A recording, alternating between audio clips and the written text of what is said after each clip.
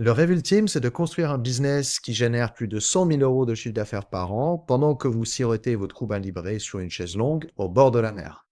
Mais soyons honnêtes, c'est une tâche quasiment impossible, mais finalement, si c'est possible de le faire, alors que vous allez devoir systématiser votre business.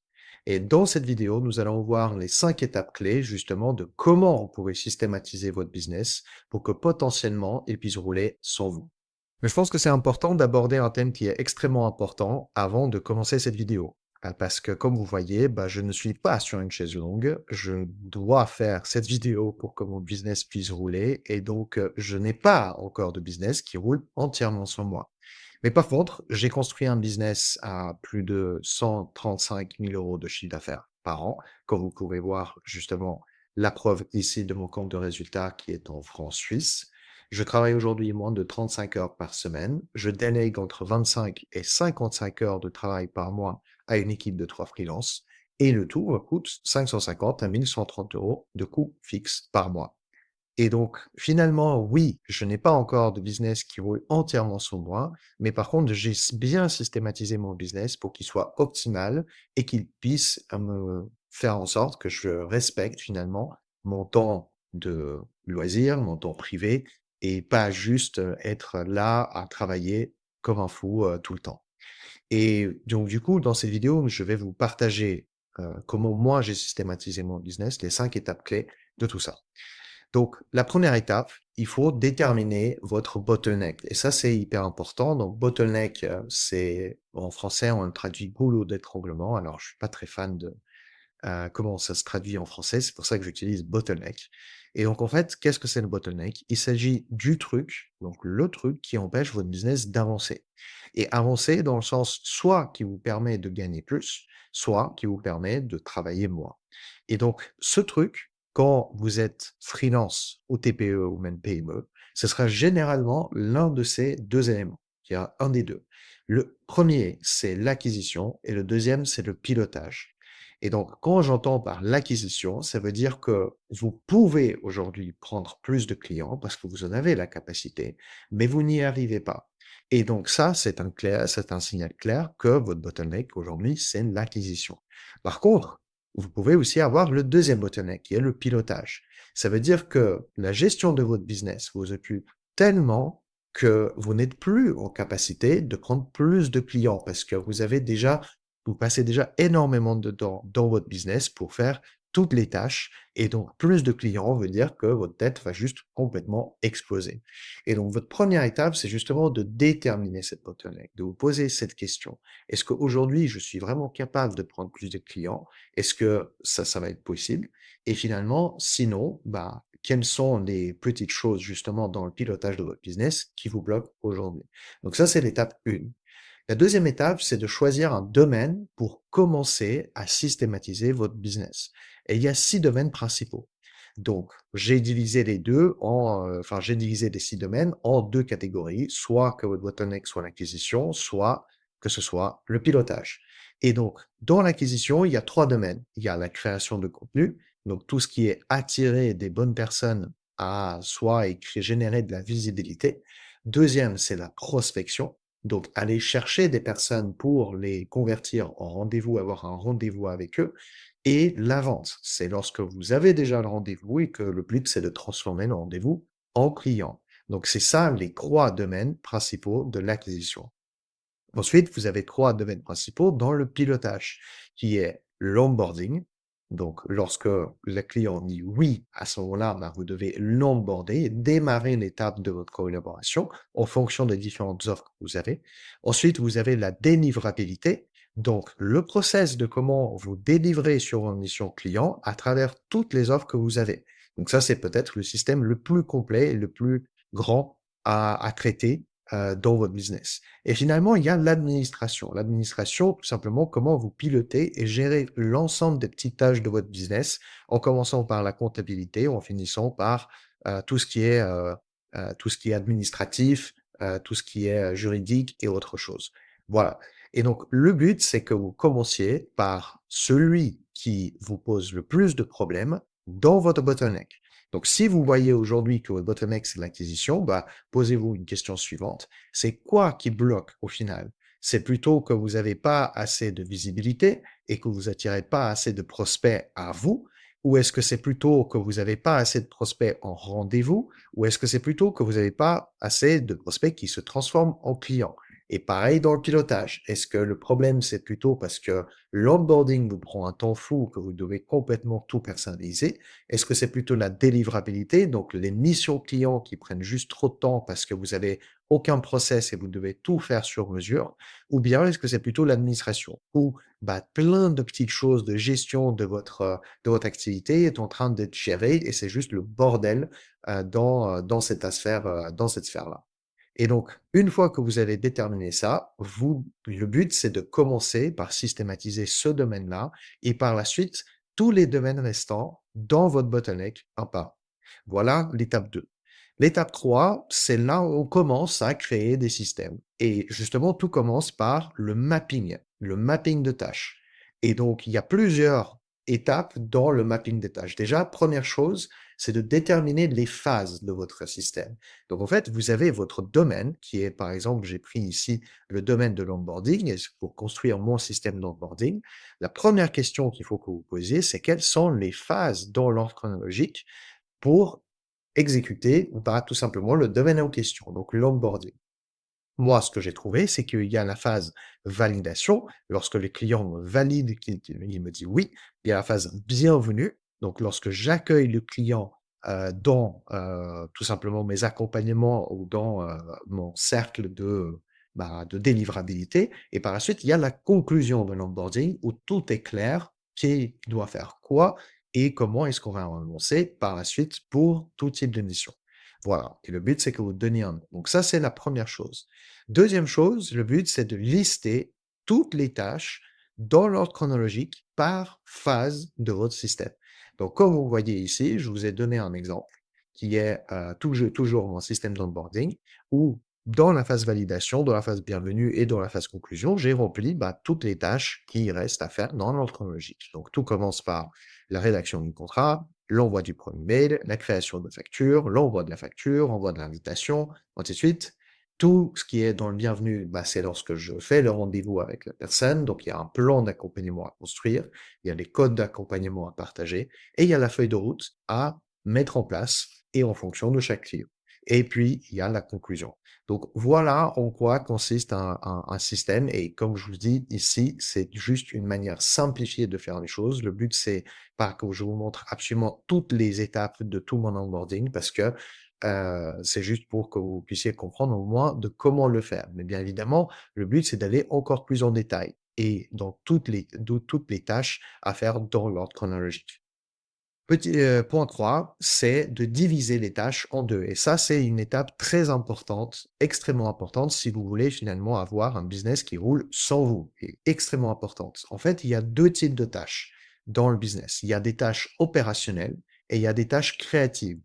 En fait, des tâches opérationnelles, c'est ce qu'on appelle des tâches déterministes. C'est-à-dire que ce sont des tâches purement techniques qui peuvent être exécutées en suivant un processus opérationnel sans avoir besoin de créativité. Et en fait, l'issue de ces tâches, c'est toujours le même. Vous avez le résultat qui sera toujours le même, peu importe ce qui se passe. C'est pour ça qu'on les appelle des tâches déterministes. Pour les tâches créatives et du coup les tâches non déterministes, en fait, le résultat, il est constamment différent. Il n'est pas du tout le même.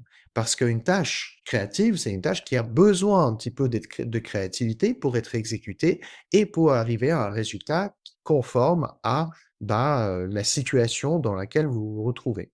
Et donc ici, j'ai divisé dans mon système les tâches opérationnelles en vert et les tâches créatives en orange.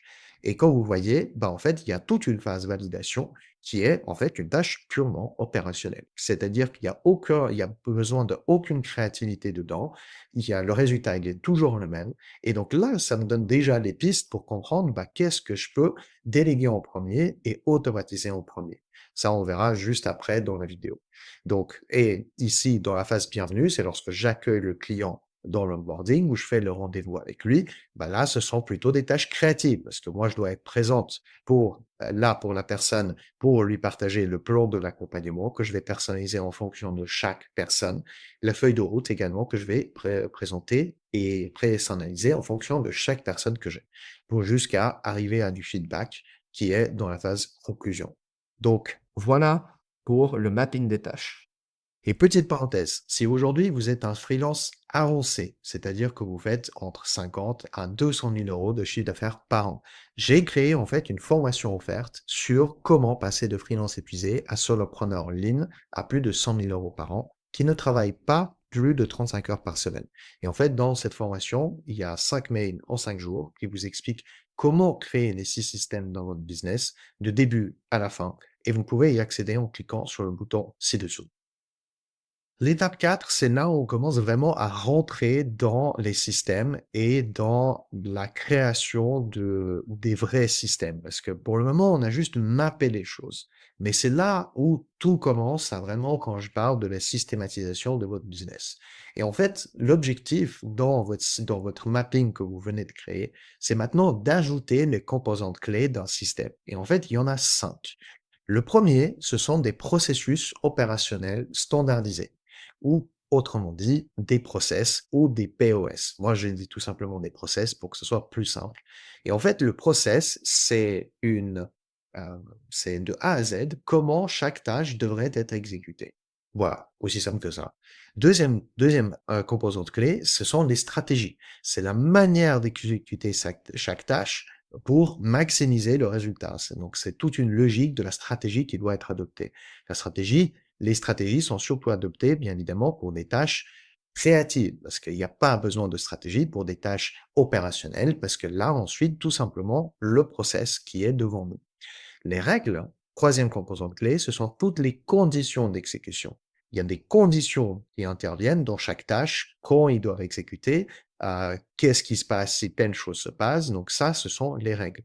Et puis, il y a des templates, donc les éléments réutilisables dans chaque tâche et dans chaque process ou chaque système que vous avez. Et généralement, il y a des outils pour faire gagner du temps, l'exécution de toute tâche que vous avez en question. Et donc, l'idée, c'est justement pour chaque phase et pour chaque tâche, réfléchir à quelles sont les composantes clés dans le système que vous pouvez utiliser pour rendre ces tâches plus efficaces. Comme je vous donne un exemple ici, en fait, vous pouvez voir que le POS, en fait, le but, c'est d'avoir un processus opérationnel standardisé pour chaque tâche, où j'ai des templates, c'est-à-dire que j'ai des templates de contrat, des templates de mail, des templates de facture.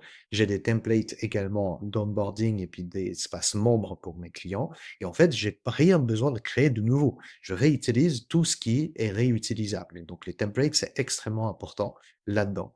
Et par la suite, nous avons des règles. Par exemple, pas de démarrage avant le premier virement qui sera fait.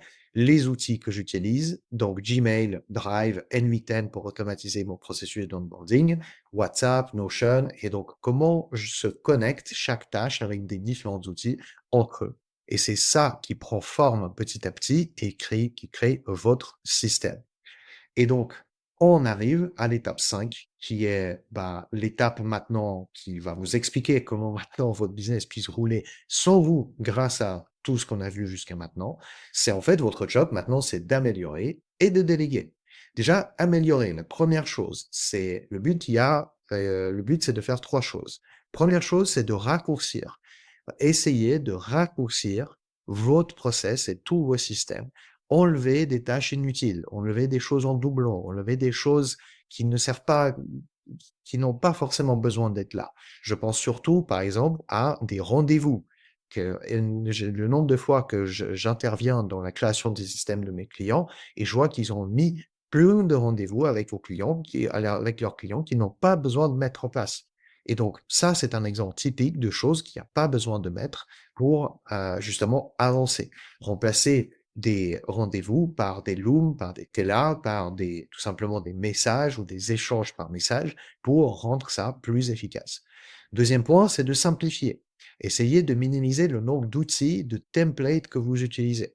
Parce que plus vous avez d'outils, bien évidemment, tout est génial, tout est personnalisé, mais s'il y a un truc qui fonctionne pas dedans, il y a tout le process qui ne fonctionne pas par la suite. Et donc, le but, c'est de minimiser le nombre d'outils qui va aussi vous rendre plus facile, la vie plus facile et également vous coûter moins cher. Donc ça aussi, privilégier des outils qui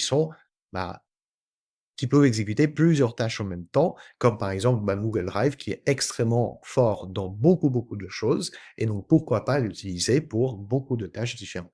Et finalement, booster. Essayez d'améliorer le résultat de chaque tâche en définissant bien vos règles et stratégies. Et ça, c'est surtout pour vos tâches créatives, parce que un système, c'est pas juste quelque chose qui vous amène un certain résultat. Le but, c'est qu'un système vous amène le résultat que vous voulez. Et donc, si vous n'arrivez pas à avoir le résultat que vous voulez, ça veut dire que votre système n'est pas efficace. Et donc, booster, essayez de voir comment vous pouvez arriver au résultat que vous voulez au final. Et donc, revoyez vos stratégies dans l'exécution des tâches créatives, les règles que vous imposez dans ces différentes tâches pour justement arriver à ce résultat voulu et pas juste n'importe quoi. Parce qu'un process qui amène un résultat médiocre, automatiser ou déléguer, il va toujours être médiocre. Il ne va pas vous sauver la vie. Et deuxième point, c'est justement de déléguer. Mais maintenant, vous pouvez déléguer soit à un humain, soit à un robot. Bien évidemment, aujourd'hui, nous sommes dans l'ère de l'automatisation et de l'IA, où il y a maintenant des agents IA qui existent, qui peuvent justement faire le travail à votre place. Mais tout ça vient uniquement lorsque vous avez fait tout ce travail-là, lorsque vous avez systématisé votre business. Et pour finir cette vidéo, je dois vous partager un gros disclaimer. En fait, c'est le rêve ultime d'avoir un business qui puisse rouler sur vous, mais il y a un long, long chemin pour y arriver. Comme vous voyez, mon business ne roule pas entièrement sur moi et je pense sincèrement que je n'aurai pas de business qui roule entièrement sur moi. Je n'ai pas envie parce que sinon, je vais rien faire finalement. Mais le but, c'est de tendre vers ça. Et pour tendre vers ça, ce que je vous conseille, c'est de commencer d'abord par la délégation humaine. Parce que la délégation humaine va vous permettre de revoir l'ensemble de process et de les valider et de tester.